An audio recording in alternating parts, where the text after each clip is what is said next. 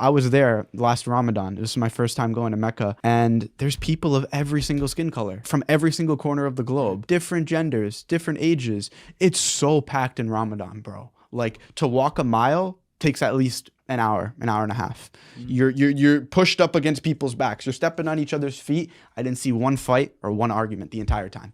That's beautiful. Not one. What else could bring people together like that? No sports team. You have Patriots fans that they both get a little drunk and they start swinging on each other. Right. You have people that like the same artist. They go to concerts. They're fighting each other. I've never seen anything else like it in my entire life. Sonny, how does a Italian kid from Boston, I mean, you already kind of alluded to it. You had some drinking in your family that you saw. But how does an Italian kid from Boston make the switch to Islam at what, age 20 or 21?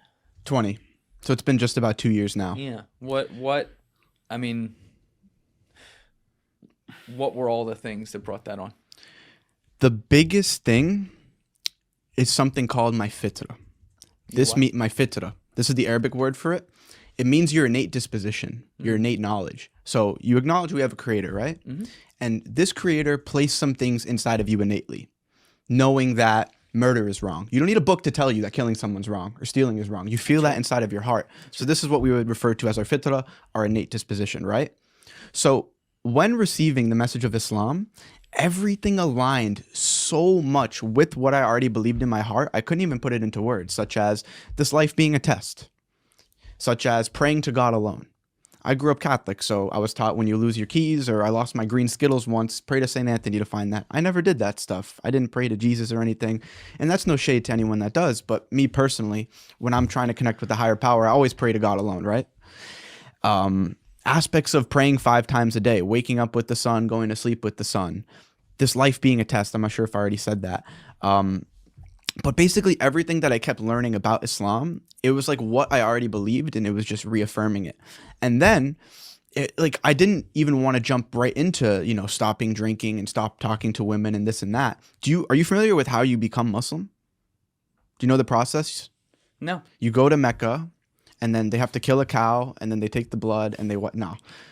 You say one sentence, bro. You could have kept that bit going. I would have followed. Hey, but how crazy is that? You would have just listened. I would have listened. You say one sentence to become a Muslim. One sentence. One sentence. Do you believe there's nothing worthy of, and this isn't a gotcha. This is not a gotcha. Do you believe there's nothing worthy of worship except our Creator? Yes. That's the most important piece. Yeah. That's the most important piece, and stick to that forever.